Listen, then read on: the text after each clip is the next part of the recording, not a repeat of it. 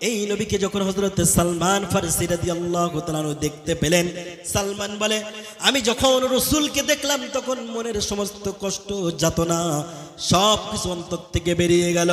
আমি ওই রাসূলকে চেনার জন্য জিজ্ঞাসা করলাম, আপনার নাম কি?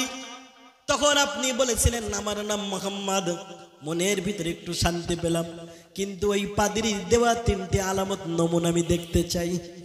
এই জন্য আমি রাসূলের কাছে প্রথম কিছু খেজুর দিলাম, দেওয়ার পরে বললাম, ওগো মুহাম্মদ, এই খেজুরগুলো আমি আপনাকে দিলাম, আমার পক্ষ থেকে এটা হাদিয়া। রাসূল বললেন, ও সালমান, যদি তোমার পক্ষ থেকে এটা হাদিয়া হয়ে থাকে তাহলে আমি মুহাম্মদ এটাকে সাদরে গ্রহণ করলাম। জোরে বলুন সুবহানাল্লাহ। সালমান আর কিছুই বললেন না, চলে গেলেন ওখান থেকে। আবার একদিন, 2 দিন, 3 দিন পরে আবার রাসূলের কাছে আসলেন। সালমান তো আর থাকতে পারে না, বসতে পারে না, কারণ সালমানের দেহটা থাকে ইহুদির বাড়ি আর মনটা থাকে রাসূলের দরবারে। জোরে বলেন ঠিক কিনা? সালমান ফারসি রাদিয়াল্লাহু তাআলা আবার চলে আসলেন। আসার পরে বললেন, ইয়া রাসূলুল্লাহ, হে মুহাম্মদ। তখন তো তিনি রাসূল হিসেবে পরিচয় দেন নাই। বললেন, হে মুহাম্মদ, আমি আপনাকে কিছু খেজুর দিতে চাই, কিন্তু এই খেজুরগুলো সাদগার খেজুর না, এইটা হাদিয়ার খেজুর না, এটা হলো সাদগার খেজুর, আপনি এটা গ্রহণ করুন। আল্লাহর নবী বললেন, ও সালমান, প্রথমে তোমার কাছ থেকে হাদিয়ার খেজুর গ্রহণ করেছি, কিন্তু সাদগার খেজুর আমি নিতে পারবো না। সালমান বুঝতে পেরেছে, মনের ভিতরে আস্তে আস্তে একটু সন্দেহ যেটা ছিল কাটছে। মনে মনে ভাবছে, এই তো পাদ্রীর কথা অনুযায়ী মুহাম্মদ সাল্লাল্লাহু আলাইহি সাল্লাম আমার খেজুর তো নিতে চাইল না, কারণ এটা সাদগার খেজুর। ঠিক আছে, তৃতীয় নম্বরটা দেখতে চাই। সালমান রাদিয়াল্লাহু তাআলা আবার বাড়িতে চলে গেলেন। আবার কয়েকদিন পরে ইহুদির বাড়ি থেকে আসার পরে নবী মুহাম্মদ সাল্লাল্লাহু আলাইহি সাল্লামের কাছে আসে। এবারে আজকে আর খেজুর আনলেন না, কোনো কিছু আনলেন না। এবারে শুধু একবার রাসূলের সামনে যায়, একবার পিছনে যায়, কারণ সালমান দেখতে চাই রাসূলের ডান বাহু বরাবর মোহরে নবুয়ত। কি দেখতে চাই? মোহরে নবুয়ত। এই জন্য সালমান মুখে কিছু বলেন না, বললে তো বুঝতে পারবে। এই জন্য একবার পিছনে, একবার সামনে, একবার ডাইনে, একবার বামে করে।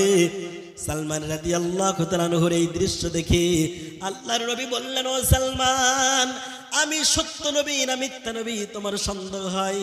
ও সালমান, তোমার মনের ভিতরে যেটা কল্পনা হয় ওটা অনেক আগেই আমার রব আল্লাহ আমাকে জানিয়ে দিয়েছে। যারা বলেন সুবহানাল্লাহ। ও সালমান, আমি বুঝতে পেরেছি তুমি আমার সামনে একবার, পিছনে একবার, ডানে একবার বামে, একটাই কারণ, তুমি নিশ্চয়ই আমার মোহরে নবুয়ত দেখতে চাও। ও সালমান, আসো আসো, আমার মোহরে নবুয়তটা তোমাকে একটু দেখিয়ে দেই। জোরে বলুন সুবহানাল্লাহ। সালমান রাদিয়াল্লাহু তাআলা নিজেকে আর কন্ট্রোল করতে পারলেন না। তিনি বললেন, ইয়া রাসূলুল্লাহ, ইয়া হাবিবাল্লাহ, মনে অনেক স্বপ্ন ছিল, আপনার মোহরে নবুয়তটা দেখলাম। সালমান ক্রন্দন শুরু করলেন, আরো ডুকরে ডুকরে কাঁদে। আল্লাহর নবী বললেন, ও সালমান, আমার থেকে অনেক দূরে ছিলে, কোথায় পারস্য ছিলে, আসলে তুমি মদিনায় ইহুদির বাড়িতে ছিলে। আমি সত্য নবী তোমার কাছে প্রমাণিত হয়ে গেল, কিন্তু তারপরেও তুমি কাঁদো কেন? সালমান তখন বলেন, ইয়া রাসূলুল্লাহ, যখন আমার সামনে প্রমাণিত হয়েছে আপনি সত্য নবী, এরপরে আমার মনটা চায় না আপনার দরবার ছেড়ে ওই ইহুদির বাড়িতে যেতে।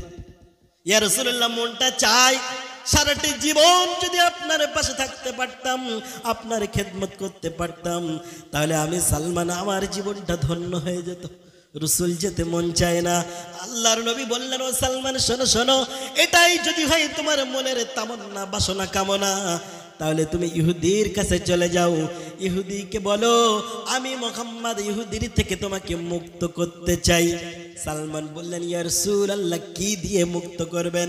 আল্লাহর নবী বললেন, ও সালমান, যাও যাও, তোমার মালিকের কাছে চলে যাও, আর গিয়ে বলো তোমার মালিক এই দুনিয়ায় যা চাইবে আমি তাই তাই দিয়ে তোমাকে মুক্ত করেই ছাড়ব। সুবহানাল্লাহ, মুক্ত করেই ছাড়ব। সালমান এই কথা শুনে, যে সালমানের যেতে মন চাচ্ছিল না, যে সালমানের রাসূলের দরবার ছাড়তে মন চাচ্ছিল না, ওই সালমান দৌড়তে শুরু করলেন। এক দৌড়ে ইহুদির বাড়িতে চলে গেলেন। ইহুদি বলে, ও সালমান, কি হলো তোমার? যখন তুমি যাচ্ছিলে মনটা বড় খারাপ ছিল, কিন্তু এখন উৎফুল্ল আবেগ ঘন মুহূর্ত, খুশিতে ডগমগ হয়ে কেন আসলে বলো? ও ওই সময় সালমান ফার্সি বললেন, ও ইহুদি ভাই, যে মানুষটার খোঁজে সারাটি জীবন কাটিয়েছি, আজকে সেই মানুষটার দিশা পেয়েছি। ইহুদি বলছে, কে? বলছে, সেই মানুষটা হলো মক্কা মদিনার নবী, আখিরি জামানার নবী, গোটা পৃথিবীর নবী, জান্নাতের নবী, জাহান্নামের নবী, নবী মুহাম্মদুর রাসূলুল্লাহ। ও সালমান, ওই নবীর দিশা পেলে কিন্তু আমি তো তোমাকে মুক্ত করব না।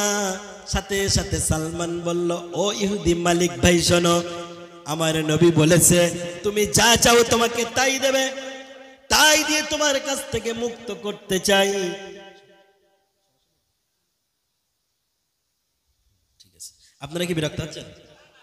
বিরক্ত হলে বলবেন ভাইরা, আমার ভাইরা। সালমান বললেন, ও ইহুদি ভাই, তুমি কি চাও বলো, তুমি যা চাও আমার নবী, প্রিয় নবী, তাই দিয়ে মুক্ত করতে চাই। কি চাও তুমি বলো? ইহুদি বড় বুদ্ধিমান ব্যক্তি ছিল। এই পৃথিবীর যারা ইহুদি তারা একটু কৌশলবাদী। এই জন্য তো পৃথিবীর বুকে 90 লাখ ইহুদি গোটা পৃথিবীকে শাসন করছে কি করছে না? ওদের বুদ্ধিটা একটু বেশি, ওদের মগজটা একটু বেশি, ওদের ভিতরে কূটচক্রী একটু বেশি, ষড়যন্ত্রকারী বেশি। কিন্তু আমার আল্লাহ বলেন, ওয়ামাকারু ওয়ামাকার আল্লাহ আল্লাহু খায়রুল মাকিরিন।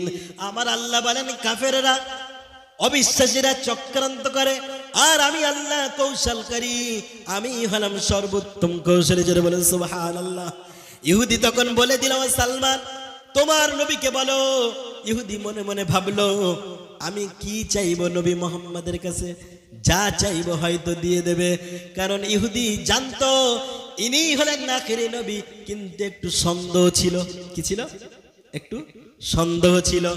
এই জন্য ইহুদি মনে মনে ভাবলো, আমি যা চাইবো তাই হয়তো মুহাম্মদ দিয়ে দেবে। কি চাইবো কি চাইবো?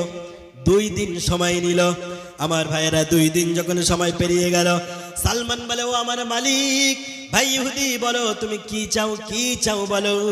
ইহুদি তখন বলে দিল, ও সালমান, যাও, চলে যাও, তোমার মালিকের কাছে, তোমার নবীর কাছে গিয়ে বলো, আমি একটা নয়, 2টা নয়, 600 খেজুর গাছের বাগান চাই। কয় শত? ইহুদি মনে মনে ভাবলো, এমন একটা জিনিস চেয়ে বসবো যা মোহাম্মদ কেন মোহাম্মদের বাপও দিতে পারবে না। জোরে বলো নাউজুবিল্লাহ। মোহাম্মদের সাথে কে আছেন? মোহাম্মদ সাল্লাল্লাহু আলাইহি ওয়াসাল্লামের সাথে কে আছেন? আল্লাহ। যার সাথে আছে তার কি ভয় থাকতে পারে? পারে না। ইহুদি মনে মনে ভাবলো, এমন একটা জিনিস চাইবো, দিতে পারবে না। যাও সালমান, তোমার নবীর কাছে গিয়ে বলো। সালমান দৌড় দিয়ে বিশ্ব নবীর কদম মুবারকের সামনে চলে আসলো। আসার পরে বললেন, ইয়া রাসূলুল্লাহ, টেনশন তো বেড়ে গেল, টেনশন কমে না, কারণ ইহুদি চেয়েছে একটা নয়, 2টা নয়, 600 খেজুর বাগান চেয়েছে। ইয়া রাসূলুল্লাহ, এই 600 খেজুর গাছ লাগানোর পরে, খেজুর গাছ তো একদিনে হয় না, খেজুর গাছে তো একদিনে খেজুর আসে না, প্রায় দেখতে দেখতে 10-20 বছর লেগে যাবে।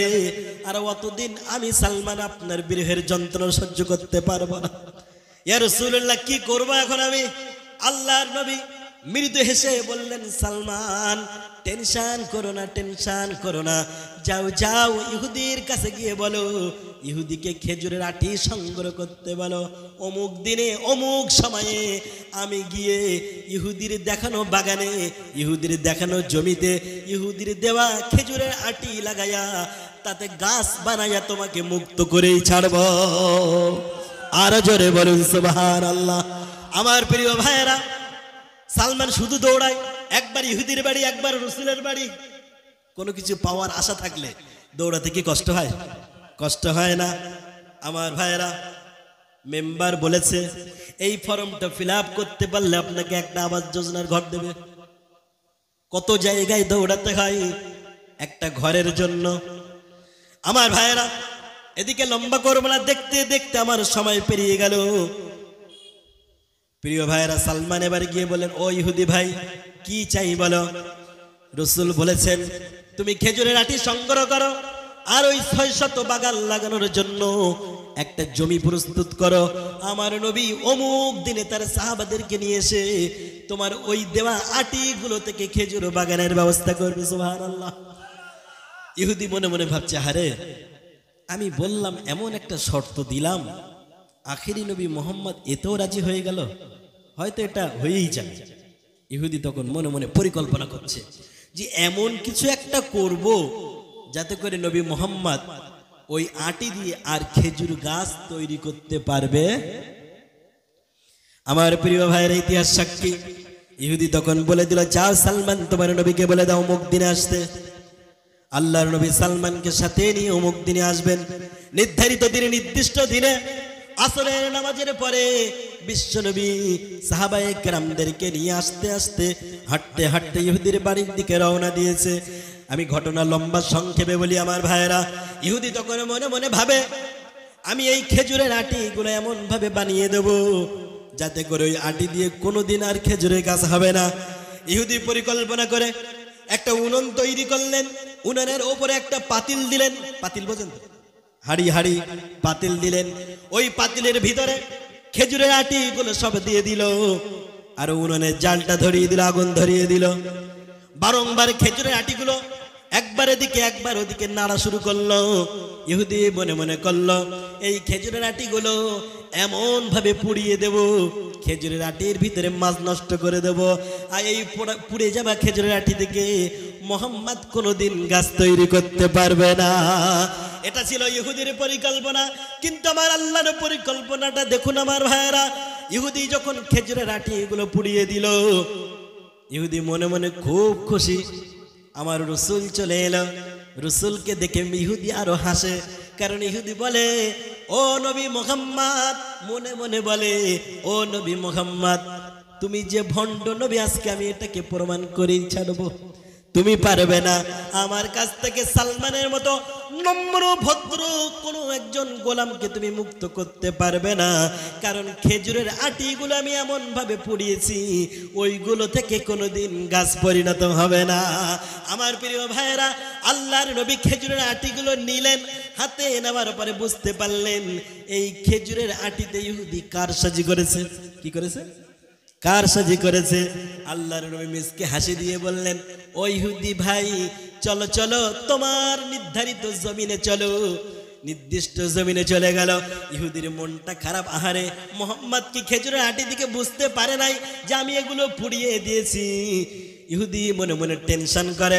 আল্লাহর নবী বললেন, ও ইহুদি ভাই শোনো, আমি এই খেজুরের আটি এগুলো লাগিয়ে দেব, কিন্তু যখন লাগাবো তখন ওই আটি যেখানে রোপণ করব ওই দিকে তোমরা কেউ দৃষ্টি দিতে পারবে না, তাকাতে পারবে না।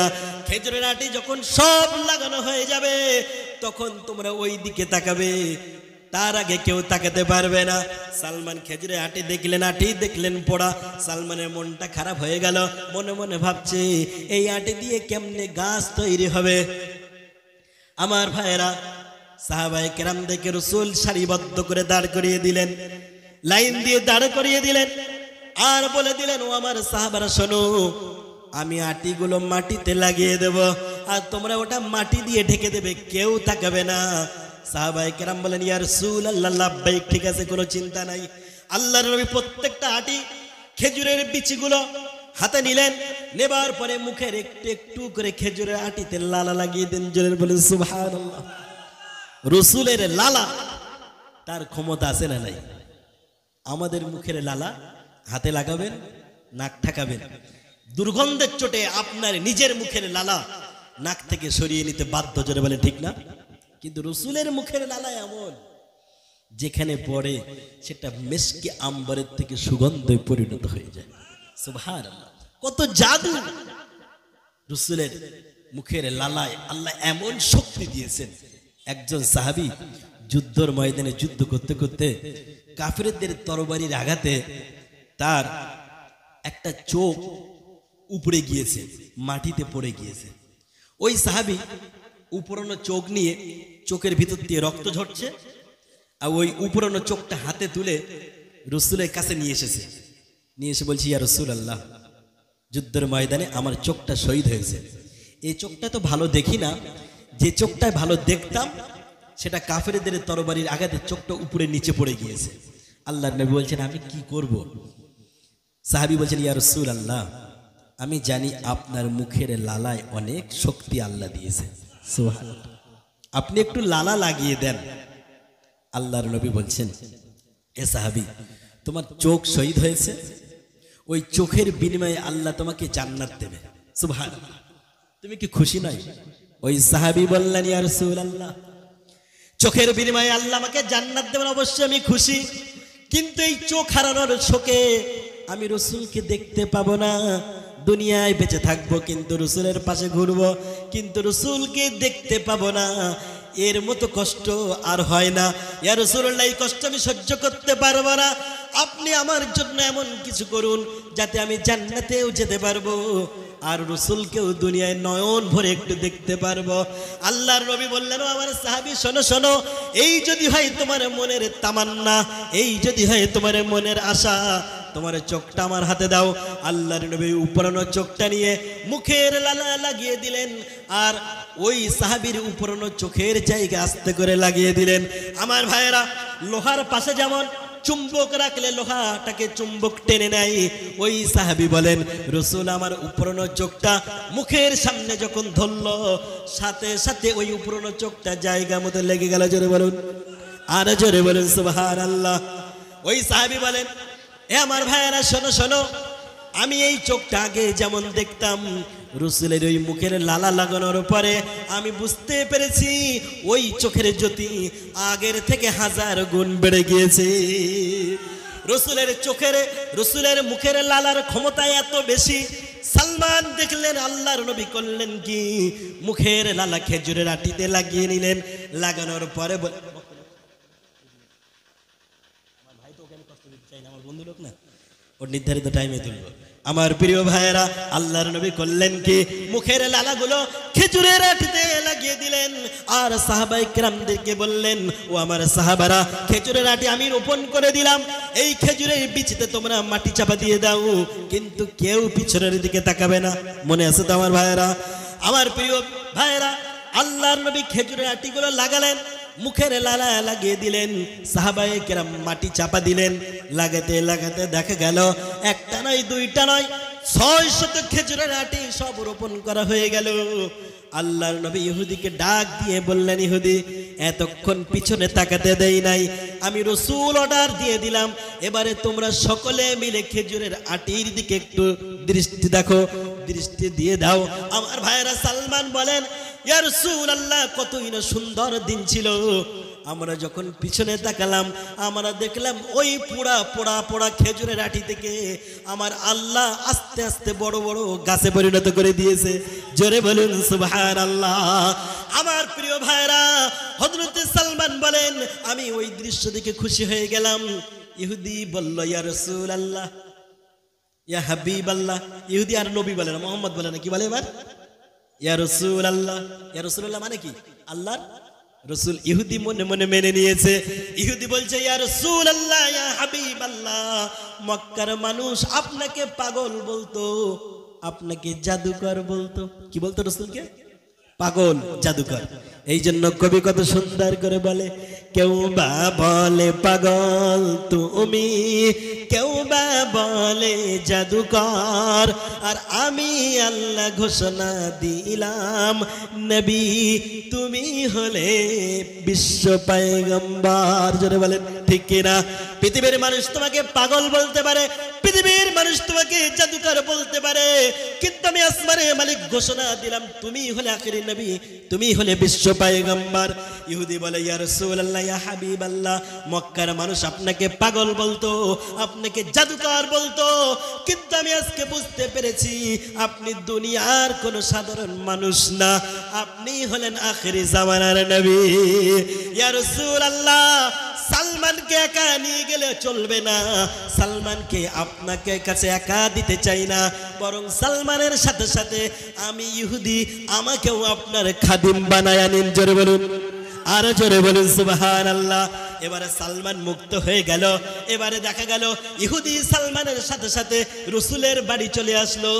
এই জন্য তো যখন আবু তালেব কলেমা পড়লো না, রাসূল মন খারাপ করতেছিল। আসমান থেকে আল্লাহ জিবরাইলকে পাঠালো। জিবরাইল এসে বলল, ইন্নাকা লা তাহদি মান আহবাবতা ওয়ালাকিন্নাল্লাহ ইয়াহদি মান ইয়াশা। নবী, তুমি যাকে পছন্দ করবে তাকে হেদায়েত দিতে পারবে না, বরং আমি যাকে পছন্দ করব, ভালোবাসবো, আমি আল্লাহ তাকেই হেদায়েত দেব। আমার প্রিয় ভাইরা, এই আয়াতটা যখন হযরতে সালমান ফারসির সামনে বিশ্বনবী পড়তেছিলেন, আমার ভাইরা দিকে মনোযোগ দিন, এই আয়াতটা যখন পড়তেছিলেন, আমার প্রিয় বন্ধুবার এসে গিয়েছেন। আল্লাহ আমার বন্ধু ভাই হায়াতকে দারাজ করে দিক, জোরে বলেন আল্লাহুম্মা আমিন। আমার প্রিয় ভাইয়ের একটা কথা বলে শেষ করে দেব। আল্লাহর নবী যখন এই আয়াতটা পড়তেছিলেন, সালমান ফারসি তখন মিসকে মিসকে হাসি দেন। আল্লাহর নবী বললেন, ও সালমান, তুমি কেন হাসো? কি তোমার হাসির কারণ?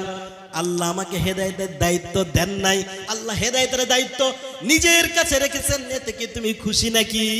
সালমান মিসকে হাসি দিয়ে বললেন, ইয়া রাসূলুল্লাহ, আল্লাহ আপনাকে হেদায়েতের দায়িত্ব দেন নাই, হেদায়েতের দায়িত্ব আল্লাহ নিজের হাতে রেখেছেন, এর জন্য আমি সালমান বড় খুশি। সুবহানাল্লাহ, আমি সালমান বড় খুশি। আল্লাহর নবী বললেন, ও সালমান কেন খুশি বলো? সালমান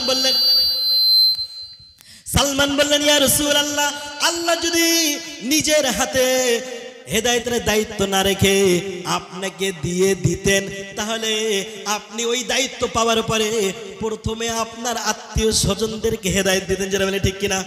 হসপিটালে বারান্দায় এই রাত প্রায় 10:30টার সময় আমাকে আপনাকে পাহারাদার বানাতে পারতেন কি পারতেন না? পারতেন।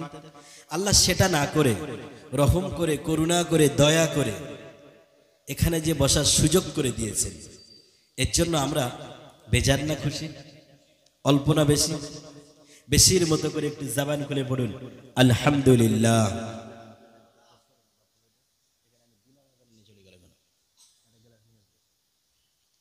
শত কোটি দরুদ ও সালাম দো জাহানের নবী সাইয়্যিদুল মুরসালিন রাহমাতাল লিল আলামিন ইমামুন নবী শফিউল মুজনাবিন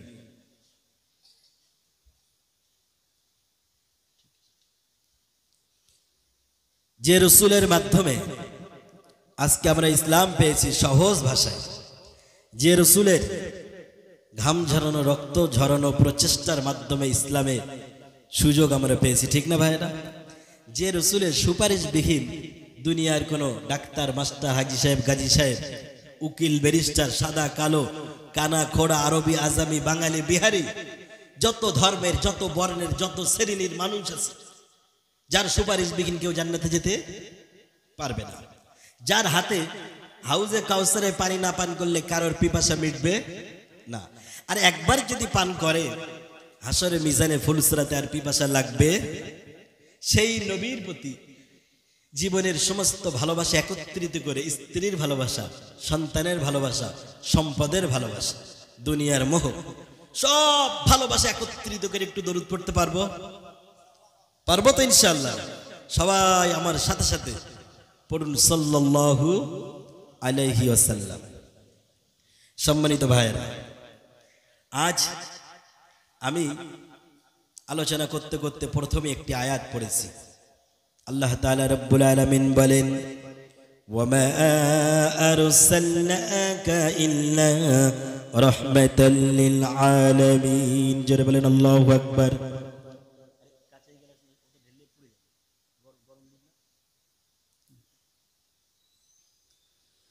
আল্লাহ তাআলা রব্বুল আলামিন বলেন, নবীকে লক্ষ্য করে বলেন, হে নবী, আমি আপনাকে গোটা পৃথিবীর জন্য, গোটা পৃথিবীর সৃষ্টি জগতের জন্য আমি আপনাকে রহমত স্বরূপ প্রেরণ করেছি। জোরে বলেন সুবহানাল্লাহ। আল্লাহ তার নবীর ব্যাপারে বলতে গিয়ে বললেন রহমাতাল লিল আলামিন। গোটা পৃথিবী নয়, আল্লাহ তাআলা রব্বুল আলামিনের যত সৃষ্টি জগৎ আছে, দুনিয়ার জমিন বলেন, আসমান বলেন, জান্নাতের জগৎ বলেন, আর কবরের জগৎ বলেন, সমস্ত জগতেই, সমস্ত পৃথিবীতেই আল্লাহ তার নবীকে রহমত করে বানিয়েছেন। জোরে বলেন সুবহানাল্লাহ। আল্লাহ তাআলা রব্বুল আলামিন তার নবীর ব্যাপারে বলতে গিয়ে বললেন রহমাতাল লিল আলামিন। আর নিজের ব্যাপারে বলতে গিয়ে বললেন আলহামদুলিল্লাহি রাব্বিল আলামিন। জোরে বলেন আল্লাহু আকবার।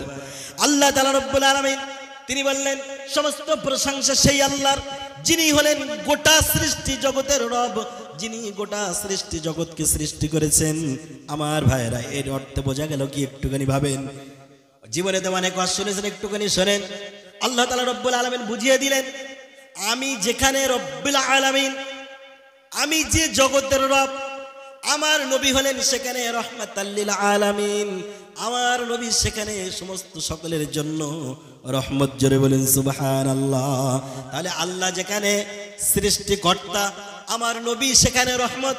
কত সুন্দর নবী আমরা পেলাম, কিন্তু এত সুন্দর নবী পাওয়ার পরেও আমরা এত হতভাগ্য, এত কপাল পড়া, আমরা এখনো নবীর আশিকে খাঁটি রাসূল হতে পারলাম না।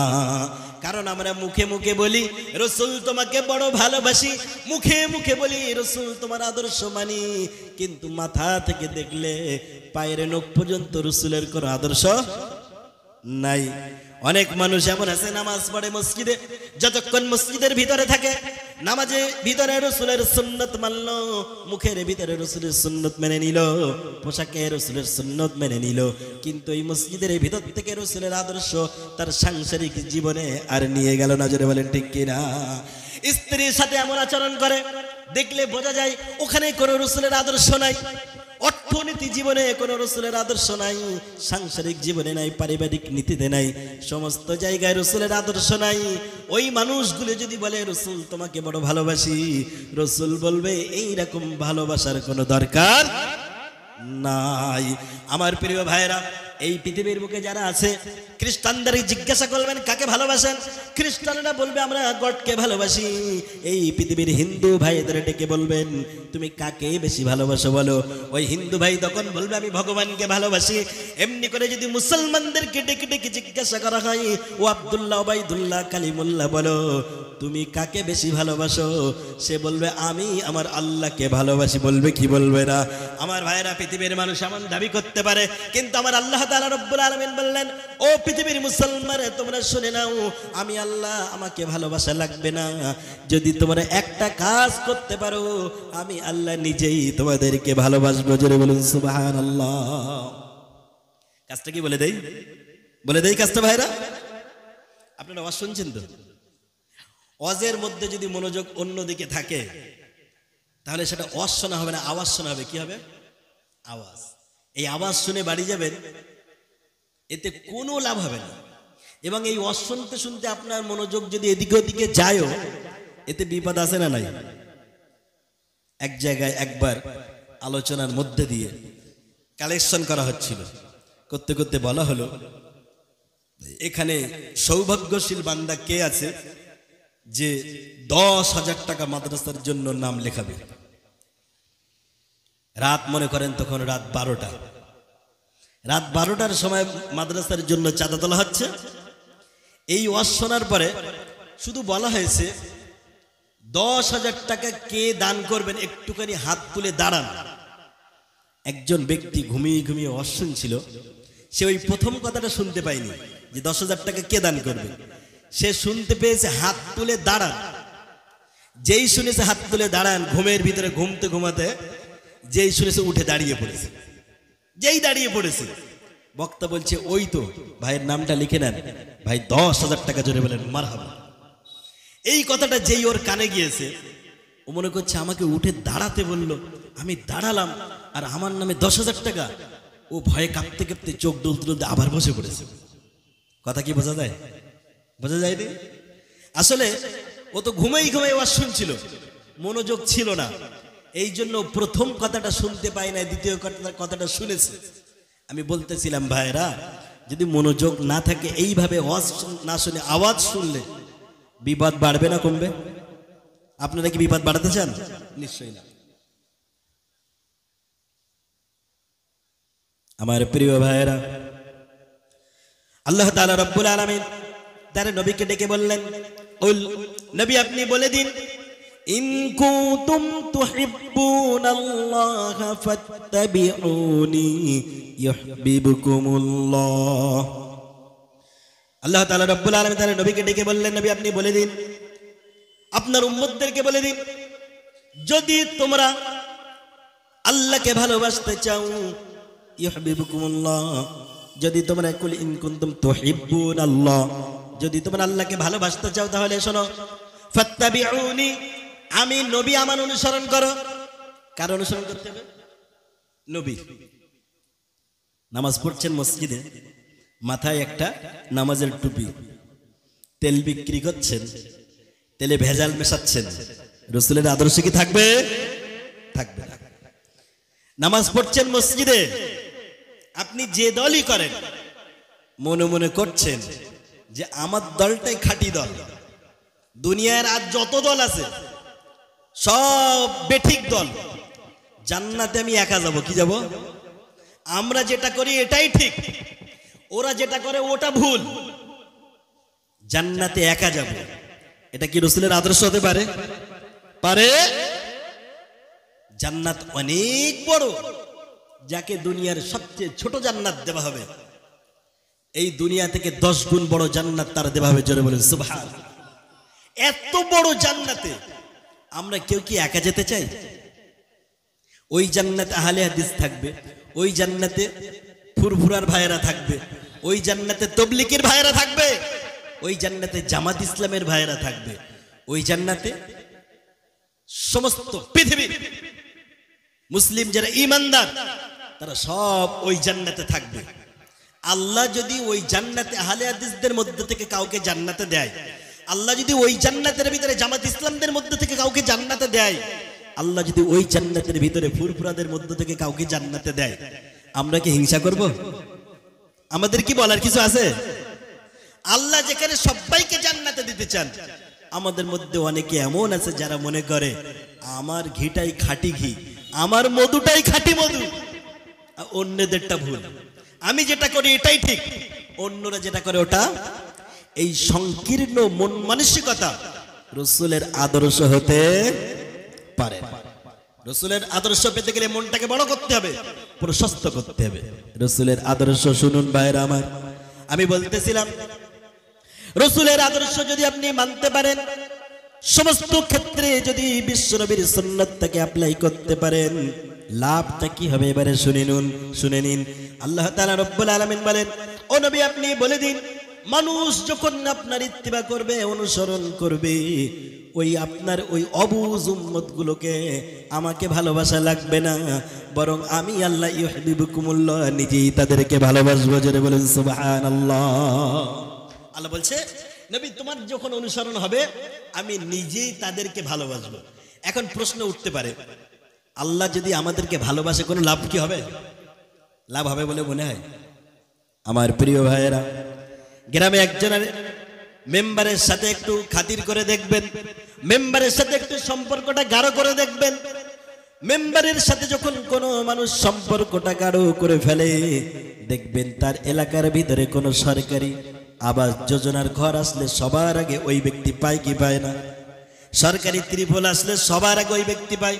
মেম্বারের সাথে খাতির যার বেশি, ঠিক না ভাইরা? আমার প্রিয় ভাইরা, এমএলএর সাথে যদি খাতির করতে পারেন, এমএলএর যত সুযোগ সুবিধা আছে দেখবেন তার ওই প্রিয় পছন্দ মানুষগুলো আগে পায়, কারণ মানুষের ভিতরে স্বজন প্রীতি একটু বেশি না কম?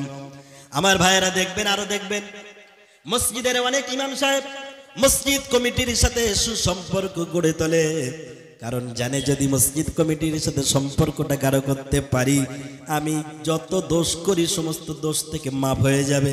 মসজিদে একটানা 1 সপ্তাহ না আসলেও কোনো সমস্যা হবে না, কারণ কমিটি আমার পক্ষে। আমার ভাইয়েরা দেখবেন, আরো দেখবেন এলাকাতে যখন কোনো নতুন থানাতে নতুন ওসি সাহেব চলে আসে, দেখবেন নতুন ওসি জয়েনিং করার সাথে সাথে এলাকার বড় বড় নেতারা, পার্টির নেতারা ফুলের তোড়া নিয়ে তার কাছে যায় কি যায় না? কারণ জানে নতুন ওসি সাহেব এসেছে থানাতে, তার সাথে যদি ফুলের তোড়া দিয়ে সম্পর্কটা গাঢ় করতে পারি, আমার দলের অনেক চুনোপুটি নেতাগুলো যত অপরাধ করবে সব অপরাধ ওসি সাহেব মাফ করে দেবে। দেবে কি দেবে না?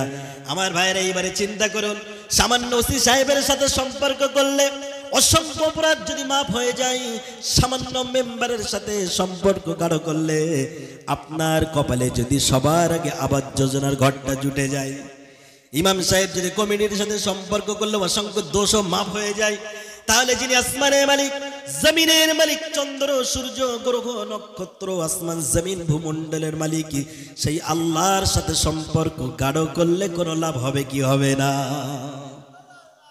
হবে কি হবে না ভাইরা? হবে তো হবে। লাভটা কি হবে?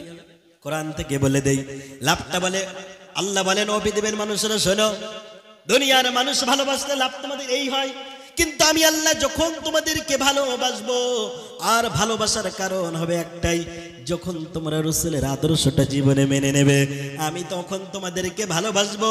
আর ভালোবেসে প্রথম নম্বর ফ্যাসিলিটি লাভ যেটা তোমরা পাবে, ওয়ায়াগফির লাকুম যুনুবাকুম, আমি আল্লাহ তোমাদের জীবনের সব গুনাহ মাফ করে দেব। জোরে বলুন সুবহানাল্লাহ। আমি আল্লাহ তোমার সব গুনাহ মাফ করে দেব। বান্দা তুমি কত গুনাহ করেছো? অনেকে এমন আছে মনে করে গুনাহ করে করে পাহাড় জমিয়েছি, এত গুনাহ আল্লাহ মাফ করবে কেমনে? শয়তান তার মনের ভিতরে দেখা দেয়, বারবার প্রতারণা দেয় যে তুই এত গুনাহ করেছিস, তোর রব তোকে কোনোদিন মাফ করবে না। আল্লাহ বলেন, বান্দারে শোনো, বান্দারে গুনাহ যদি হয় পাহাড় সমান, আমি আল্লাহ আমার রহমত হলো আকাশ সমান। জোরে বলেন সুবহানাল্লাহ। বান্দার গুনাহ যদি খায় আকাশ সমান, আমি আল্লাহ আমার রহমত হলো আরশে আজিম সমান। এত বিশাল রহমতের মালিক আমি আল্লাহ। ও বান্দা, তুমি কত গুনাহ করেছো?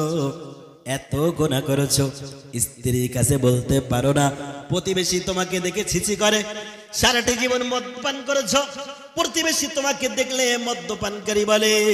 ও বান্দা, লজ্জায় তুমি মুখ দেখাতে পারো না, সুদের সাথে জড়িত ছিলে, মিথ্যার সাথে জড়িত ছিলে, এমনি করে বন্ধনের লোনের সাথে জড়িত ছিলে। ও বান্দা, গুনাহ করে করে আমি আল্লাহ আমার ঘর মসজিদে যেতে তোমার বড়ই লজ্জা লাগে। বান্দা, দুনিয়ার মানুষ তোমাকে হেউ প্রতিপন্ন করতে পারে। ও বান্দা, তুমি যদি ক্ষমার পাওয়া আশা যদি তোমার অন্তরে থাকে, তাহলে দুনিয়ার মানুষ যখন ঘুমাইয়া যাবে, বান্দা একটু রাত্রের বেলা ওঠো, আমি তোমার সব মাফ করে দেবো। জোরে বলুন সুবহানাল্লাহ। আমার ভাইয়েরা, শীতের বেলায়, শীতের সময়ে ঘুমের থেকে উঠে দেখতে পেলেন আপনার সাথের স্ত্রী আপনার বিছানার ভিতরে শুয়ে আছে, আপনি মনে মনে করলেন, আহারে জীবনে অনেক গুনাহ করেছি, এই গুনাহ নিয়ে মৃত্যুবরণ করে আল্লাহর সামনে হাজির হতে চাই না। চিন্তা মনের ভিতরে করলেন, এবারে একটু উঠে পড়লেন, স্ত্রী পাশ থেকে নরম বিছানা ছেড়ে দিলেন, উঠে গেলেন। উঠে যাবার পরে আস্তে আস্তে ওযু করলেন, মসজিদে চলে গেলেন, সেজদায় লুটিয়ে পড়লেন। আল্লাহর সেজদায় লুটিয়ে পড়ার পরে বহুক্ষণ ধরে কাঁদলেন, চোখের পানি ফেলালেন, তারপরে সালাম ফেরালেন, মোনাজাত শুরু করে দিলেন, কাঁদতে শুরু করেছেন। আল্লাহর নবী বলেন, দুইটি ফোঁটা আল্লাহর কাছে অনেক প্রিয়। একটি হলো যখন জিহাদের ময়দানে কোনো মুসলমান ইসলাম প্রতিষ্ঠিত করার জন্য দেহ থেকে রক্ত ঝরায়, ওই রক্তের ফোঁটাটা আল্লাহর কাছে অনেক প্রিয়। জোরে বলেন সুবহানাল্লাহ। আর একটি হলো বান্দা যখন নিজের গুনার কথা স্মরণ করে, জাহান্নামের ভয়ে, আল্লাহর ভয়ে, কবর হাসর মিজানের ভয়ে গভীর রজনীতে উঠে কাঁদতে থাকে। আল্লাহর নবী বলেন, ওই বান্দা যে ক্রন্দন শুরু করলো, ওই ক্রন্দন দেখার পরে আমার আল্লাহর রহমতের দরিয়ার ভিতরে এমন ভাবে জোশ মারা শুরু করলো, ওই বান্দার নাকে চোখের পানি নাকের ডগায় আসার আগেই আল্লাহ ফেরেশতাদের সাক্ষী রেখে তার গুনাহ মাফ করে দেন। জোরে বলেন সুবহানাল্লাহ।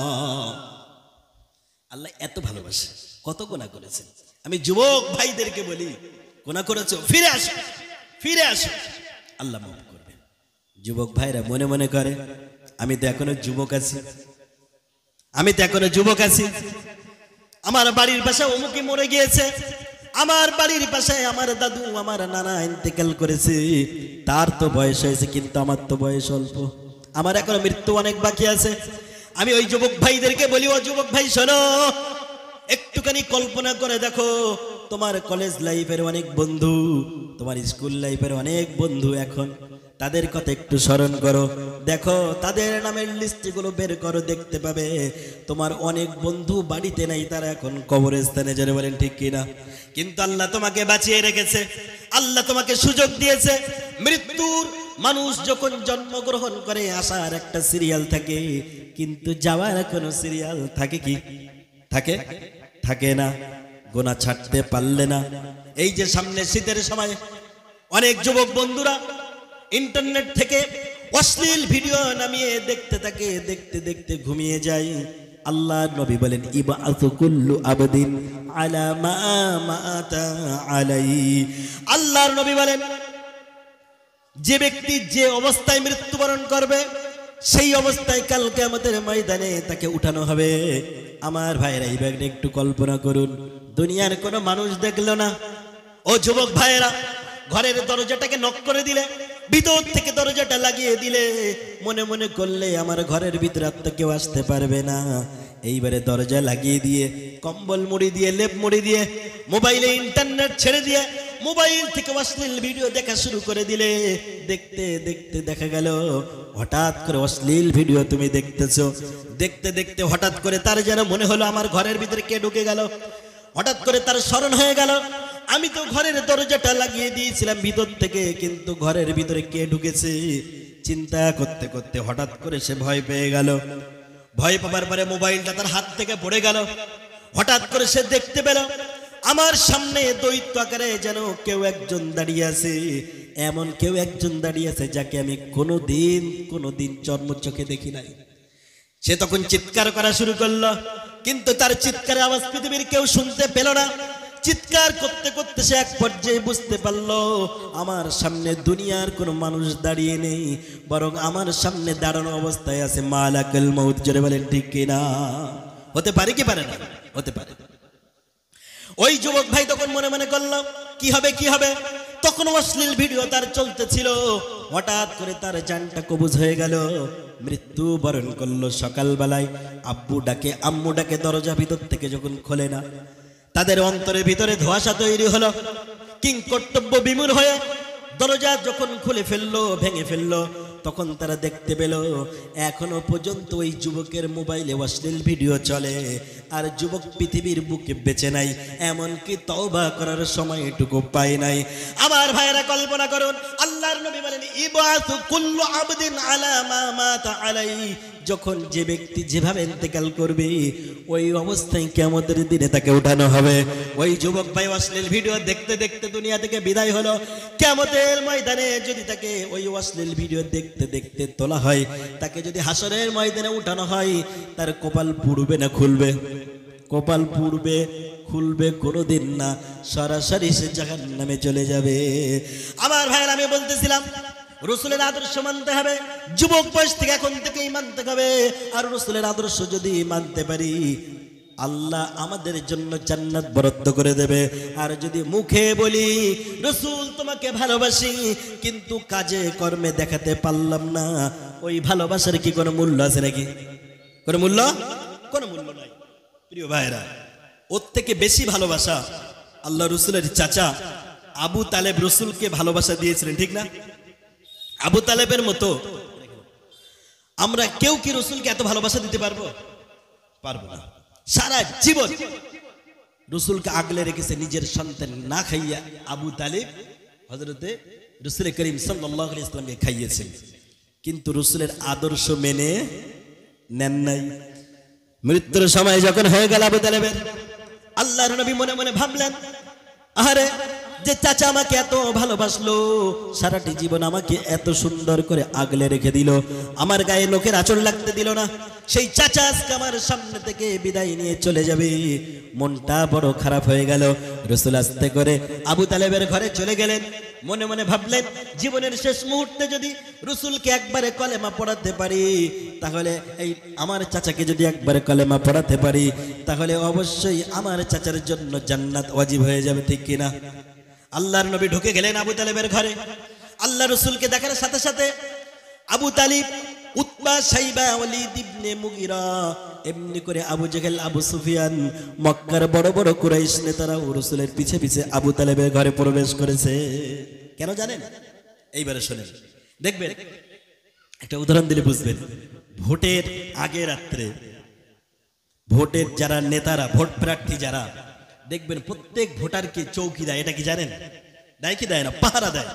কারণ তারা জানে ভোটের আগে রাত্রে যদি এই ভোটটা হাতছাড়া হয়ে যায়, কোনো ভোটারের বাড়িতে যদি বিরোধী দলীয় কোনো নেতা যায়, দেখবেন তার পিছে পিছে গোয়েন্দা লাগায় যে যা চলে যা, করিম ভাইয়ের ভোটটা যেন হাতছাড়া না হয়। ঠিক না ভাইরা? পিছনে পিছনে চলে যায়। আমার ভাইয়েরা, আল্লাহ রসুল যখন মৃত্যুর সময় আবু তালেবের ঘরে প্রবেশ করলেন, মক্কার সমস্ত কাফের মুশরিকরা মনে মনে ভাবলো, আবু তালিব যদি মৃত্যুর সময়ে মুহাম্মাদের কলেমাটা একবার পড়ে নেয়, আমাদের মুখে চুনকালি পড়ে যাবে। এই জন্য তারা আবু তালিবকে মুহাম্মদ সাল্লাল্লাহু আলাইহি সাল্লামের ধর্ম থেকে ফেরানোর জন্য তারাও রসুলের পিছে পিছে আবু তালিবের ঘরে প্রবেশ করেছে। কথা কি বোঝা যায়? আমার ভাইয়েরা, রসুল এবার চাচাকে লক্ষ্য করে বললেন, চাচা, আপনি আমাকে অনেক ভালোবেসেছেন, অনেক আদর যত্ন করেছেন, কিন্তু কোনো আদর যত্ন কোনো কাজে আসবে না যদি আপনি মৃত্যুর পরে কলেমাটা না পড়তে পারে মৃত্যুর পূর্বে। এ আমার প্রাণ প্রিয় চাচা, আপনি কলেমাটা একবার পড়ে নেন। আপনি যদি পূর্ণাঙ্গ কলেমাটা না পড়েন, আপনি শুধু পড়ে নেন লা ইলাহা ইল্লাল্লাহ, এতটুকু পড়ে নেন, কাল কিয়ামতের ময়দানে আল্লাহর সাথে ঝগড়া করে হলেও আপনাকে জান্নাতে নিয়ে যাবো। জোরে বলেন সুবহানাল্লাহ। আপনি শুধু এতটুকু পড়ে নেন, কলেমা লা ইলাহা ইল্লাল্লাহ, মুহাম্মদ রাসূলুল্লাহ না পড়লে চলবে। আমার ভাইয়েরা, আবু তালেব বললেন, মুহাম্মদ শোনো, আমি যদি মৃত্যুর সময়ে তোমার এই বলে দেবা কলেমাটা যদি একবার পড়ে নেই, আমার মৃত্যুর পরে এই আবু জেহেল, উতবা, শাইবা, ওয়ালিদ ইবনে মুগীরা তারা বলে বলে বেড়াবে যে আবু তালিব বড় ভীত ছিল, কাপুরুষ ছিল, ওই জন্য মৃত্যুর পূর্বে আমাদের ধর্ম ছেড়ে দিয়ে মুহাম্মাদের ধর্ম মেনে নিয়েছে। ও ভাতিজা, আমার মৃত্যুর পরে মক্কার নেতারা এমন কথা আমার সম্পর্কে বলুক, আমি এটা মেনে নিতে পারবো না। অতএব তুমি মন খারাপ করো না, তোমার কলেমাটা আজকে পড়তে পারবো না। কত বড় কপাল পড়া! আমার রাসূল ওখান থেকে উঠে চলে গেলেন। উঠে গিয়ে বিশ্বনবী একটু দূরে গিয়ে মনটা খারাপ হয়ে গেল, মনটা মাথাটাকে নিচু করে কি যেন ভাবতেছে, চোখ দিয়ে পানি গড়িয়ে গড়িয়ে পড়ে। এমন সময় হঠাৎ করে জিবরাইল চলে আসলেন। আসার পরে বললেন, আসসালামু আলাইকা ইয়া রাসূলুল্লাহ। হে আল্লাহর রাসূল, আপনি কাঁদেন কেন? মনটা কেন খারাপ? আল্লাহর নবী বললেন, ও জিবরাইল ভাই আমার, শোনো, আমার চাচা যে আমাকে এত ভালোবাসলো, সেই চাচা জাহান্নামে চলে যাবে, আমি মুহাম্মদ এটা কেমনে সহ্য করব? এই জন্য কেঁদে দিলাম, চোখের পানি রাখতে পারলাম না। জিবরাইল বলেন, ইয়া রাসূলুল্লাহ, আল্লাহ আপনার সম্পর্কে বলেছেন, ইন্নাকা লা তাহদি মান আহবাবতা ওয়ালাকিন্নাল্লাহা ইয়াহদি মান ইয়াশা। ওগো নবী, আল্লাহ বলেছেন, হে নবী, আপনি চাইলে আপনি যাকে ভালোবাসবেন, যাকে পছন্দ করবেন, তাকে হেদায়েত দিতে পারবেন না, বরং আল্লাহ যাকে পছন্দ করবে, আল্লাহ যাকে চাইবে, আল্লাহ তাকেই হেদায়েত দান করবেন। জোরে বলুন সুবহানাল্লাহ। ও নবী, আপনি মন খারাপ করবেন না, আপনি যাকে চাইবেন তাকে হেদায়েত দিতে পারবেন না। ঠিক আছে, হেদায়েতের মালিক কে? আল্লাহ। এই কথাটা কি মাথায় ঢোকে? ঢোকে কি ভাইরা? এই জন্য তো দেখেন কবি কত সুন্দর করে বলেন, হাবশা থেকে বেলাল এলো, পারস্য থেকে সালমান, আর নবীর দেশের মানুষ হয়ে আবু জেহেল হয়ে গেল বেঈমান। হাবশা কত দূর, পারস্য কত দূর, সেখান থেকে সালমান চলে এলো, হাবশা থেকে বেলাল এসে মুসলমান হয়ে গেল, কিন্তু রসুলের বাড়ির পাশে থেকে আবু জেহেল বেঈমান হয়ে গেল। এই জন্য দেখবেন ভাইরা, লক্ষ্য করে মসজিদের পাশ থেকে প্রায় 2 কিলোমিটার দূরে শীতের সময়ে করিম চাচা কাঁপতে কাঁপতে ফজরের নামাজে চলে আসে, কিন্তু মসজিদের পাশে থাকা ওই সলিমউদ্দিন, কসিমউদ্দিন, তাদেরকে মসজিদে খুঁজে পাওয়া যায় না, কারণ হেদায়েতের মালিক হলেন আল্লাহ।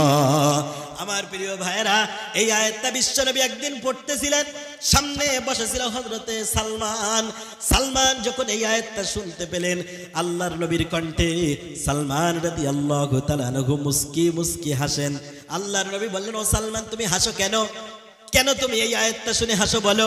সালমান বললেন, ইয়া রাসূলুল্লাহ, ইয়া হাবিবাল্লাহ, আপনি কি আমাকে চিনতে পারেন নাই? আমার বাড়ি তো মক্কাতে না, আমার বাড়ি মদিনাতে না, আমার বাড়ি পারস্য, রোম পারস্য বাড়ি। আমি সেই জায়গা থেকে চলে এলাম, আল্লাহ আমাকে হেদায়েত দিল। আপনি আয়াতটা পড়েন, ইয়া রাসূলুল্লাহ আমি কত কষ্ট করে হেদায়েত পেয়েছি আপনি কি জানেন নাকি? আল্লাহর নবী বলে, ও সালমান আমি জানি না, বলো বলো। সালমান বলেন, ইয়া রাসূলুল্লাহ ইয়া হাবিবাল্লাহ আপনি হয়তো জানেন না, আমার হায়াত আল্লাহ একটু বেশি দিয়েছেন। সাহাবায়ে কেরামদের ভিতরে প্রায় 250 বছর বেঁচে ছিলেন হযরতে সালমান ফারসি। জোরে বলেন সুবহানাল্লাহ। কত বছর বললাম? 250 বছর। এই সালমান বলেন, ইয়া রাসূলুল্লাহ আমি আমার জীবনে প্রায় 50টি বছর ইহুদি ধর্ম পালন করেছি, কিন্তু ওই ধর্মের ভিতরে মজা পাই নাই, ওই ধর্মের ভিতরে আমার মহান স্রষ্টাকে খুঁজে পাই নাই। ইয়া রাসূলুল্লাহ আমি আমার জীবনে প্রায় 50টি বছরের মতো করে আমি মূর্তি পূজক ছিলাম, কিন্তু এই মূর্তি পূজার মধ্যে আমি আমার রবকে খুঁজে পাই নাই, মনের ভিতরে শান্তি পাই নাই। ইয়া রাসূলুল্লাহ আমি আমার জীবনে একটা পর্যায়ে খ্রিস্টান ধর্ম পালন করেছিলাম, কিন্তু ওই খ্রিস্ট ধর্ম পালন করতে গিয়ে আমি আমার কলিজার ভিতরে কোনো শান্তি পাই নাই, মজা পাই নাই। একদিন খ্রিস্ট ধর্মেদের গির্জায় চলে গেলাম, গিয়ে পাদ্রীকে লক্ষ্য করে বললাম, ও পাদ্রী জীবনে বহু বছর ধরে মহান স্রষ্টাকে খোঁজার চেষ্টা করেছি, কিন্তু পেলাম না। খ্রিস্ট ধর্ম আমি এখন পালন করি, তাও মহান স্রষ্টার খুঁজে পেলাম না, মনের ভিতরে তৃপ্তি পেলাম না, শান্তি পেলাম না। তুমি কি আমাকে এমন করে সন্ধান দিতে পারবে নাকি যে ধর্ম মানলে পরে আমি মহান স্রষ্টার দিশা পেয়ে যাবো? জোরে বলেন সুবহানাল্লাহ। একটু ব্রেক। ওই খ্রিস্ট ধর্মের ওই গির্জার পাদ্রী বললেন, ও সালমান শোনো শোনো, এই পৃথিবীর বুকে একটা ধর্মের আবির্ভাব ঘটবে, যে ধর্মের নাম হবে ইসলাম, আর যে ধর্মের প্রচারক হবে নবী মুহাম্মদ সাল্লাল্লাহু আলাইহি ওয়াসাল্লাম। ওই মুহাম্মাদের একজন স্রষ্টা আছে, নাম তার আল্লাহ। যদি তুমি ওই আল্লাহর নবী মুহাম্মদকে খুঁজে পেতে পারো, তাহলে তুমি ওই নবীর কাছে মহান স্রষ্টার দিশা পেয়ে যাবে। জোরে বলুন সুবহানাল্লাহ।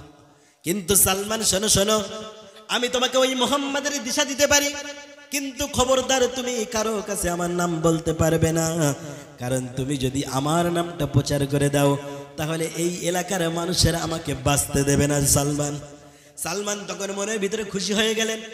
যখন পৃথিবীর কোনো মানুষ কোনো কিছু পাওয়ার আশায় থাকে, ওই পাওয়ারের ঠিকানা পেলে মনের ভিতরে খুশি হয় কি হয় না?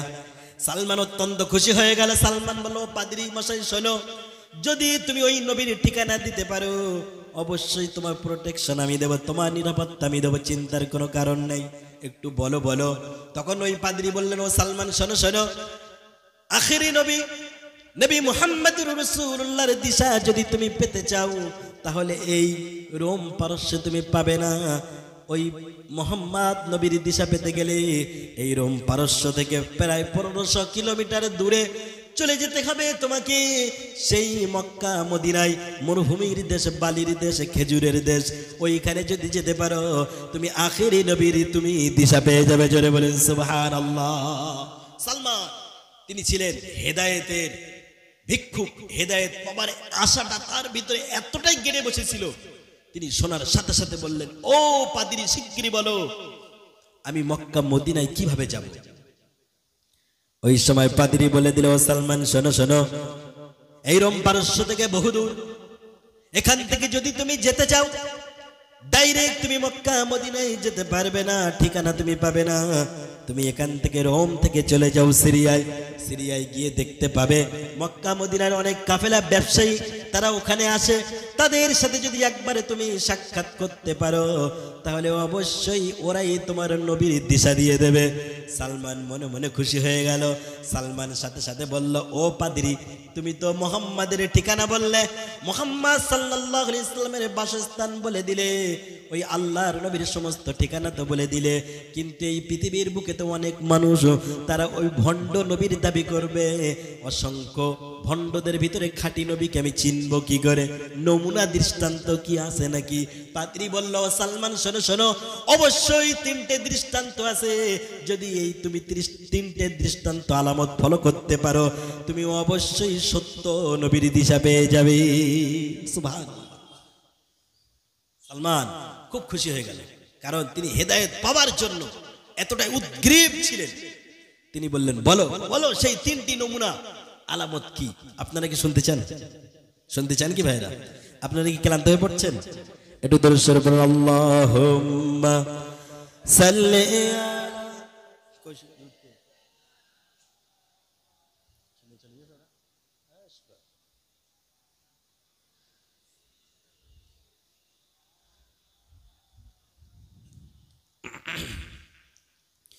মোদের যাওয়ার সময় হলে কাটবে ঝাড়ের বাঁশ, তবে দিনটি দিও জুমার খোদা, রমজানের দিও মাস। আল্লাহুম্মা আমিন। আল্লাহুম্মা আমিন বলতে কষ্ট হয়? মৃত্যু কামনা করা যাবে, আল্লাহর নবী বলেছেন লা তাতামান্নাউল মাউতা, তোমরা মৃত্যুর কামনা করবে না।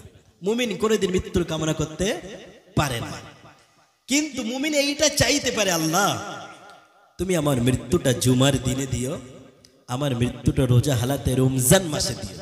এটা চাওয়া যাবে।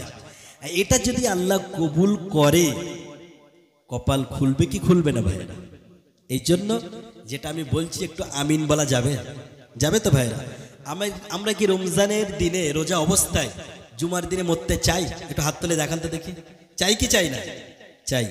মোদের যাওয়ার সময় হলে কাটবে ঝাড়ের বাঁশ, তবে দিনটি দিও জুমার খোদা, রমজানের দিও মাস। জোরে বলেন আল্লাহুম্মা আমিন। কাফনের কাপড় কাটবে যখন করবে গরম পানি, এ পাপীর কানে শুনতে দিও তোমার মধুর বাণী।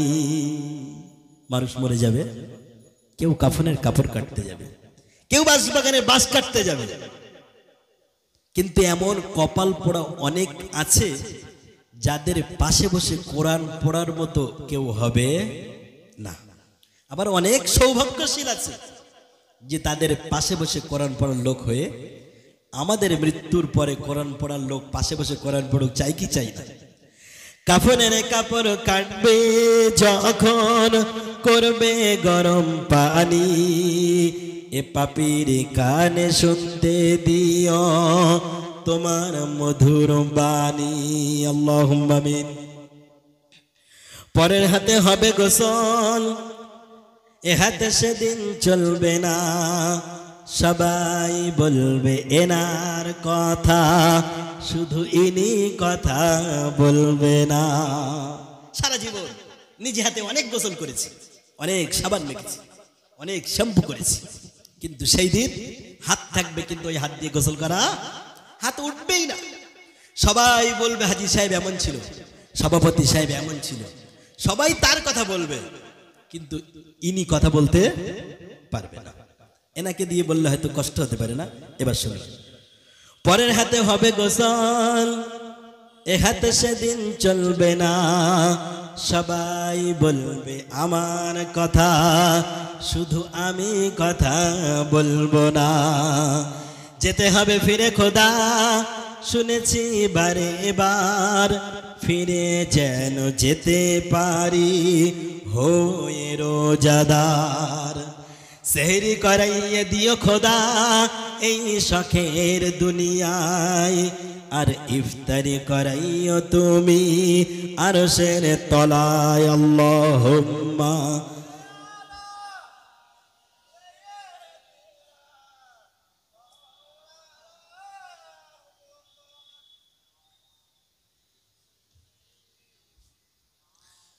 মাওলানা মুহাম্মদ। আমার প্রিয় ভাইরা, আমি বলতেছিলাম হযরত সালমান বললেন, ও পাদ্রী মশাই, আপনি একটু দ্রুত সেই মোহাম্মদ নবীর একটু সত্য নবীর আলামত গুলো বলে দিন। পাদ্রী বলল, মোহাম্মদ শোনো শোনো, যদি তুমি সত্য নবীর দিশা পেতে চাও, এই তিনটি নমুনা তার ভিতরে দেখবে। যদি তিনটি নমুনা তুমি দেখতে পাও, তাহলে বুঝে নেবে এটাই সত্য নবী। পাদ্রী তখন বললেন, সালমান শোনো, এক নম্বর হলো ওই আখিরি জামানার নবী মোহাম্মদ কোনো দিন সাদগার কোনো খাবার গ্রহণ করবে না। কিসের খাবার বললাম? সাদগা।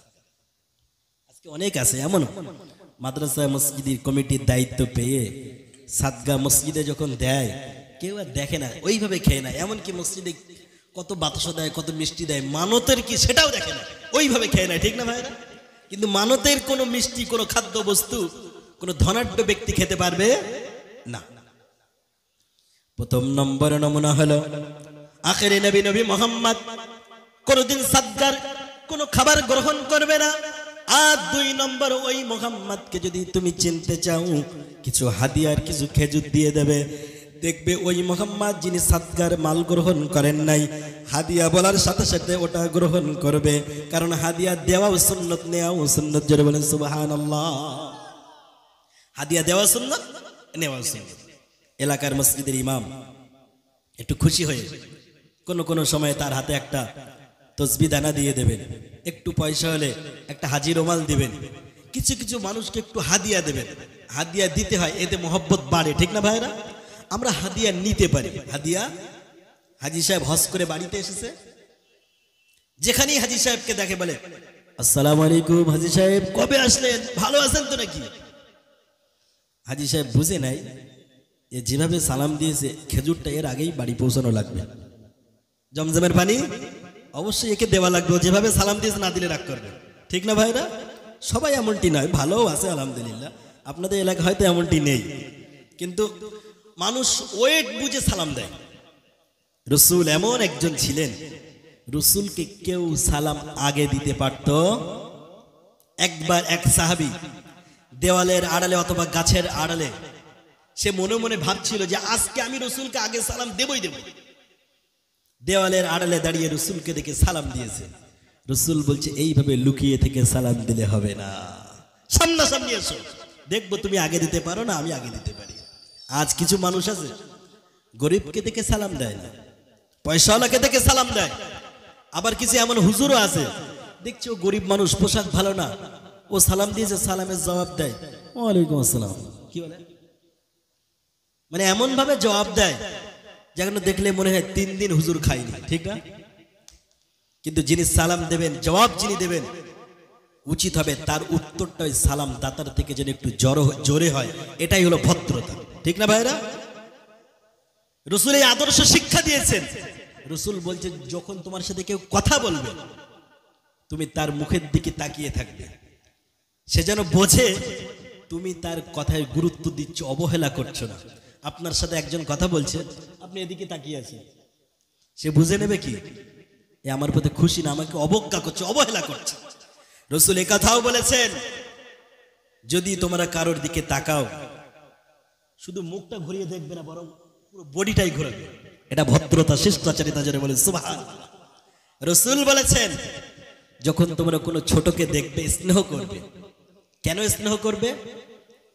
ভালোবাসবে। কেন? বুঝে নেবে ও তোমার থেকে বয়সে অল্প, মানে ওর গুণাটাও কম। সুবহানাল্লাহ, কি আদর্শ! রসুল বলেছেন যখন তোমরা বড়কে দেখবে তখন তার সম্মান করবে যথাযোগ্য, কারণ তোমার থেকে বয়সে বেশি, মানে ওর নেকিটাও বেশি। সুবহানাল্লাহ, সুবহানাল্লাহ কি বাড়ি গিয়ে বলবেন? আমার প্রিয় ভাইরা, ওই রসুলকে চিনতে গেলে কয়টা আলামত বললেন? কয়টা আলামত? আপনারা কি ময়দানে আছেন না বাড়ি গেছেন? মন আছে এখানে, বাড়ি গেছে কে? একটু হাত তুলে দেখান তো দেখি। না, শুনছে মানুষ, শুনছে, আলহামদুলিল্লাহ। রসুলকে চিনতে গেলে আলামত হলো 3টে। প্রথম নম্বর হলো সাদকার মাল নেবে না, দ্বিতীয় নম্বর হলো হাদিয়ার সম্পদ গ্রহণ করবে, আর তৃতীয় নম্বর ওই পাদ্রী বলে দিল ও সালমান, তৃতীয় নম্বর হলো সবচেয়ে গুরুত্বপূর্ণ। এই পৃথিবীর বুকে অসংখ্য ব্যক্তি ভণ্ড নবীর দাবি করবে, কিন্তু তৃতীয় এমন একটা নমুনা আছে, এই পৃথিবীর কোনো ভণ্ড নবীর পিঠে ওটা থাকবে না, কিন্তু আখেরি নবী যিনি হবেন তার ডান বাহুর পিছনে থাকবে একটা উজ্জ্বল মোহরে নবুয়ত। জোরে বলেন সুবহানাল্লাহ। ও সালমান, এই 3টি নমুনা যদি তুমি তার ভিতরে খুঁজে পাও তাহলে অবশ্যই বুঝে নিয়ে ওটাই আখেরি নবী। সালমান বাড়িতে চলে গেলেন, মোটেই সময় নষ্ট করলেন না। বাড়ি থেকে আম্মুকে ডেকে বললেন, স্ত্রীকে ডেকে বললেন, এমনকি পিতাকে ডাক দিয়ে বললেন আমি এই পৃথিবীর বুকে আখেরি নবী মুহাম্মাদের পরিচয় পেয়ে গিয়েছি, আমি তার কাছে যেতে চাই, বাড়িতে থাকবো না। তার পিতামাতা ছিল খ্রিস্টান, তারা ছিল ইসলাম বিরোধী। এই কথা যেই শুনলো সাথে সাথে সালমান রাদিয়াল্লাহু তাআলা আনহুর পায়ে একটা নয় দুইটা নয় অসংখ্য শিকল দিয়ে বেঁধে দিল, যাতে করে তাদের সন্তান বাড়ি থেকে বাইর হতে না পারে। আমার প্রিয় ভাইয়েরা, সালমানকে বেঁধে ফেলা হলো। আর তার পিতা ঘোষণা দিয়ে দিল, সালমান শোনো, তোমাকে মুহাম্মাদের কাছে যেতে দেব না। সালমান বলল, আমার পিতা শুনুন, আপনি আমাকে বেঁধে রাখতে পারেন, আমার শরীরটা শিকলে বাঁধা থাকবে, কিন্তু আমার মনটা থাকবে মক্কার দেশ মদিনায় মুহাম্মাদের কাছে। জোরে বলেন সুবহানাল্লাহ। আমার ভাইরা, একদিন দুদিন কয়েক বছর এভাবে কেটে গেল। হঠাৎ করে দেখা গেল সালমান রাদিয়াল্লাহু তাআলা আনহুর পিতামাতা বাড়ি থেকে কোনো একটা কাজে বাইরে চলে গেল। সালমান রাদিয়াল্লাহু তাআলা আনহু তার ছোট্ট বোনকে ডেকে বললেন, ও বোন রে, আমি তোমাকে অনেক ভালোবাসি, অনেক মহব্বত করি, কিন্তু আমার এই দৃশ্য দেখে কি তোমার কষ্ট হয় না? বোন ডুকরে কেঁদে ফেললো। বোন বলল, ভাই কষ্ট তো হয়, কিন্তু বলো তোমার জন্য আমি কি করতে পারি? সালমান বলল, কিছুই করা লাগবে না, যদি পারো আমার সেগলগুলো একটু পা থেকে খুলে দেওয়ার ব্যবস্থা করে দাও, আমি নবী মুহাম্মদকে একটু নয়ন ভরে দেখতে চাই। সুবহানাল্লাহ। বোন খুলে দিলেন, পায়ের শিকল খুলে দেওয়া হলো, হাতের শিকল খুলে দেওয়া হলো। সালমান রাদিয়াল্লাহু তাআলা আনহু সামান্য কিছু খাবার নিয়ে, কিছু খেজুর নিয়ে, অল্প কিছু মুদ্রা নিয়ে ওখান থেকে বাইরে হলেন সিরিয়ার উদ্দেশ্যে। একটুখানি পথ নয়, কয়েক শত শত কিলোমিটার বাড়ি দিয়ে সিরিয়ায় চলে গেলেন। আমার ভাইয়েরা, সালমান নবীকে কত ভালোবাসেন, নবীকে পাওয়ার ঠিকানা পাওয়ার জন্য কয়েক শত কিলোমিটার দূরে চলে গেল। আজকে আমাদের ভিতরে অনেক আশিকে রসুল এমন আছে, তারা বলে রসুলকে ভালোবাসি, তারা বলে রসুলকে অত্যন্ত ভালোবাসি, কিন্তু এই রসুলের ভালোবাসা নিয়ে, রসুলের আদর্শ শোনার জন্য বাড়ি থেকে এই জান্নাতের বাগানে আসার সৌভাগ্য হলো না। কিন্তু তারা বলে রসুলকে ভালোবাসি, তারা রসুলের আদর্শ শুনতে কেন এলো না? রসুলের আদর্শ শুনতে তারা আগ্রহী হলো না। কিন্তু সালমান রাদিয়াল্লাহু তাআলা আনহু কয়েক শত কিলোমিটার দূর পথ অতিক্রম করে চলে গেল সিরিয়ায়। গিয়ে খুঁজতে শুরু করলো মক্কা মদিনার কাফেলা কোথায় আছে, কোথায় আছে। খুঁজতে খুঁজতে তারা দেখতে পেল মদিনার কিছু কাফেলাকে তারা দেখতে পেল। দেখার পরে জিজ্ঞাসা করলো, তোমরা কি মদিনা থেকে এসেছো নাকি? তারা বলল, হ্যাঁ এসেছি। তারা আসলে জাতে ছিল ইহুদি, আর ইহুদি যারা হয় তারা কোনোদিন মুসলমানদের বন্ধু হতে পারে না। মুসলমানদের বন্ধু হতে ইহুদিরা কোনোদিন হতে পারে না। এই কথা আল্লাহ বলেছেন। কে বলেছেন? আল্লাহ বলেন, ইয়া আইয়ুহাল্লাযীনা আমানু লা তাত্তাখিযুল ইয়াহুদা ওয়ান নাসারা আউলিয়া। আল্লাহ তাআলা রব্বুল আলামিন বলেন, হে পৃথিবীর মুমিন বান্দারা, তোমরা শোনো, লা তাত্তাখিযুল ইয়াহুদা ওয়ান নাসারা, তোমরা ইহুদি এবং নাসরাদেরকে আউলিয়া কখনোই বন্ধু হিসেবে গ্রহণ করবে না, কারণ এরা কোনোদিন মুমিন মুসলমানদের বন্ধু হতে পারে না। আজকে পৃথিবীর যে সমস্ত মুসলমানগুলো ইসরায়েলের সাথে বন্ধুত্ব করে, বুঝতে হবে এরা মুসলমান না, এরা মুনাফিক ছাড়া আর কিছু হতে পারে না। আমার ভাইরা, এইবারে শুনুন, ওই ইহুদিরা যখন জানতে পারলো সালমান নবী মুহাম্মাদের কাছে যেতে চায়, ওরা বলল, সালমান কোনো চিন্তা করা লাগবে না। তারা মিথ্যা প্রতিশ্রুতি দিয়ে বলল, সালমান চিন্তা করা লাগবে না, আমাদের সাথে চলো, আমরা তোমাকে নবী মুহাম্মাদের কাছে নিয়ে যাব। আমার ভাইয়েরা, আল্লাহর নবী যখন এমন কথা সালমান শুনলেন, মুহাম্মদ সাল্লাল্লাহু আলাইহি ওয়াসাল্লামের কথা যখন শুনলেন, চোখ দিয়ে পানি বাহির হয়ে গেল। সালমান বলল, ও ভাইয়েরা, আমার কাছে যা আছে, খাদ্য আছে, অর্থ আছে, সম্পদ আছে, এগুলো সব তোমরা নিয়ে নাও, আর আমাকে একটিবারের জন্য আখিরি নবী মুহাম্মাদের কাছে নিয়ে যাও। ওই ইহুদিরা বলে দিল, ও সালমান, চিন্তা করা লাগবে না, চলো চলো, আমাদের সাথে চলো, মদিনা থেকে তোমাকে মুহাম্মাদের সাথে পরিচয় ঘটিয়ে দেব। আমার ভাইয়েরা, দেখুন ঘটনা কত করুণ, ঘটনা কত বেদনাদায়ক। সালমানকে তারা মিথ্যা প্রতিশ্রুতি দিয়ে সিরিয়া থেকে মদিনায় নিয়ে আসলো। মদিনায় নিয়ে আসার পরে ইহুদি জাতি, তারা তো ভণ্ড জাতি, তারা তো প্রতারক, তারা সালমানকে মিথ্যা প্রতিশ্রুতি দিয়ে সালমান রাদিয়াল্লাহু তাআলা আনহুর কাছ থেকে সমস্ত সম্পদ কেড়ে নিল এবং সালমানকে মদিনার বাজারে গোলাম হিসেবে বিক্রি করে দিল। কি হিসাবে বিক্রি করে দিল? গোলাম হিসেবে বিক্রি করে দিল। কত বড় ধোঁকাবাজ, প্রতারক। সালমান বলল, ও ইহুদি ভাইয়েরা, তোমাদের সাথে কোনো খারাপ আচরণ আমি করিনি, কোনো ধোকা দেইনি, মিথ্যা কথা বলিনি, কিন্তু কেন তোমরা আমাকে গোলাম হিসেবে বিক্রি করে দিলে? এই ঘটনাগুলো বিশ্ব নবীকে সালমান সব শোনাচ্ছেন। সালমান বলেন, ইয়া রাসূলুল্লাহ, ইয়া হাবিবাল্লাহ, ওখান থেকে একজন ইহুদি আমাকে ক্রয় করলো, আমাকে কিনে নিল। তার বাড়িতে একদিন নয়, 2 দিন নয়, কয়েক বছর আমি অপেক্ষা করি, তার বাড়িতে কাজ করি, আর মনে মনে ভাবি কখন আপনি মক্কা থেকে মদিনায় আসবেন, কখন আপনার দেখা পাবো। কারণ ওই পাদ্রী আমাকে বলেছিল যে আখিরে নবী যিনি হবেন তিনি মক্কা থেকে নির্বাসন হয়ে মদিনায় চলে আসবে, তাই আমি অপেক্ষা করতেছিলাম। হঠাৎ করে দেখা গেল যে ইহুদির বাড়িতে আমি ছিলাম সেই ইহুদি আমাকে খুব ভালোবাসতো, আমি তার বিশ্বাসী গোলামে পরিণত হয়ে গিয়েছিলাম। হঠাৎ করে একদিন আমি খেজুর বাগানে কাজ করতেছিলাম, খেজুর গাছের উপরে খেজুর পাড়তেছিলাম।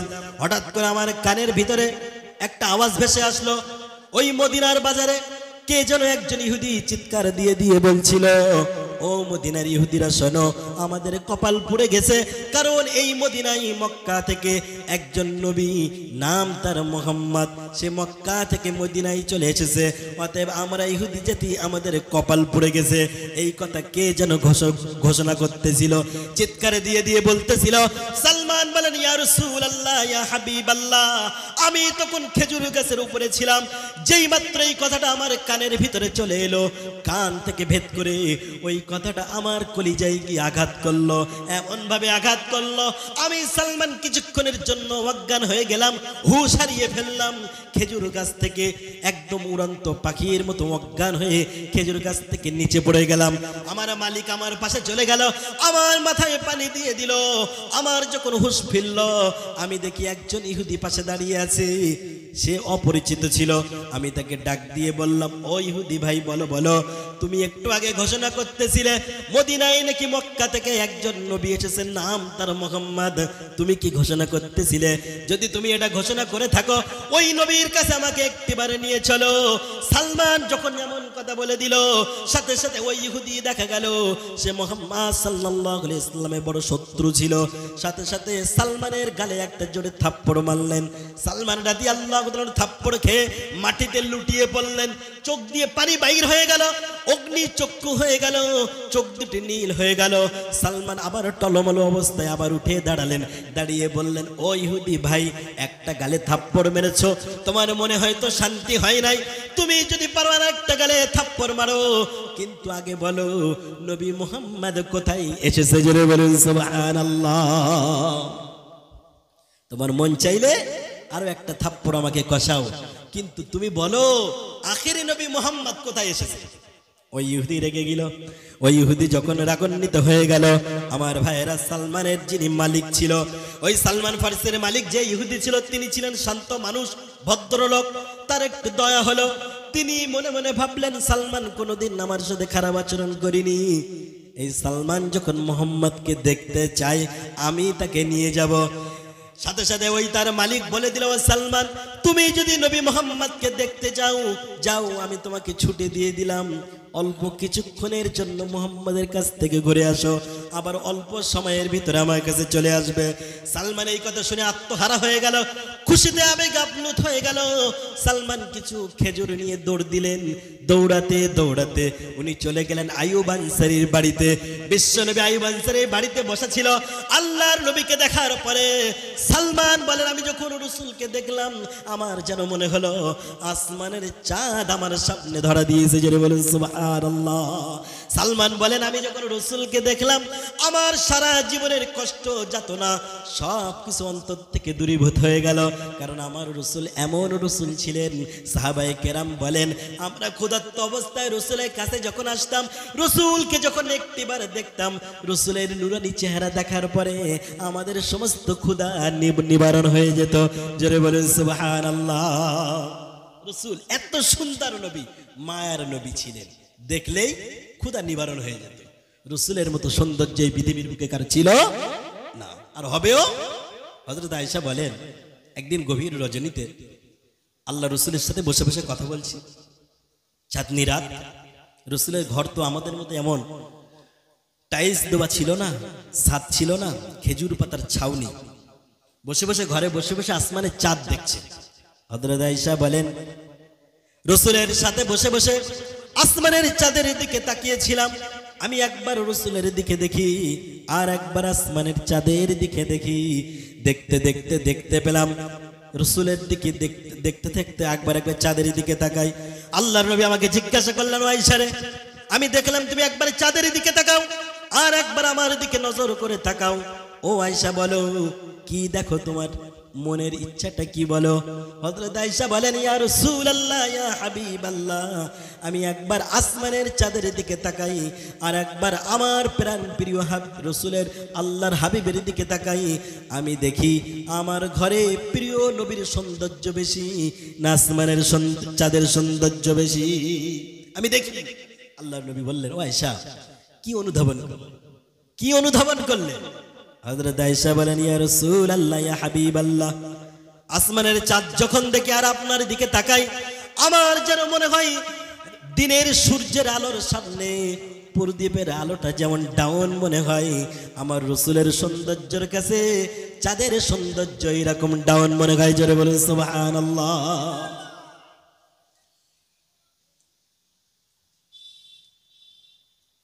সুবহানাল্লাহ বলতে কষ্ট হয়? এই ভাইটারই কষ্ট হচ্ছে না? আপনাদের কি কষ্ট হচ্ছে? কষ্ট হচ্ছে না তো ভাইরা? মানুষ লাভে লব হয়, বিনা লাভে তুলো লাভ কি একটা বলবো? বলবো? আল্লাহ রসুল বলছেন, জান্নাত হলো একটা চাটিয়াল ময়দান, যার জন্য যে জান্নাত বরাদ্দ, ওই ব্যক্তিটি যখন ভালো ভালো কাজ করে তার জান্নাত তো ওই রকম ভাবে সাজানো হয়। যখন কোনো ব্যক্তি আল্লাহর প্রশংসার্থে আল্লাহর মহত্ব বর্ণনা করতে গিয়ে বলে সুবহানাল্লাহ, আল্লাহর পবিত্র বর্ণনা করতে গিয়ে আল্লাহর নবী বলেন, ওই ব্যক্তিটির জন্য জান্নাতে একটা গাছ লাগিয়ে দেওয়া হয়। সুবহানাল্লাহ বাড়ি গিয়ে, সুবহানাল্লাহ বাড়ি গিয়ে বলবেন। গাছটা কেমন শুনুন। আল্লাহর নবী বলছেন, গাছটা এত বড় গাছ লাগানো হয়, একটা সুস্থ সবল ঘোড়া যদি একটানা 500 বছর দৌড়াতে থাকে, সুস্থ সবল ঘোড়া 500 বছর দৌড়াতে দৌড়াতে দৌড়ানোর পরেও জান্নাতের ওই গাছের ছায়াটা অতিক্রম করতে পারে না। জোরে বলুন না সুবহানাল্লাহ। তাহলে ওই গাছটা কত বড়? আপনারা কি চান আপনাদের জান্নাতের ভিতরে এমন সুন্দর গাছ দিয়ে আল্লাহ ভরে দিক? চান কি? চান না? চান তো ভাইরা? তাহলে সুবহানাল্লাহ বলবেন, বলবেন।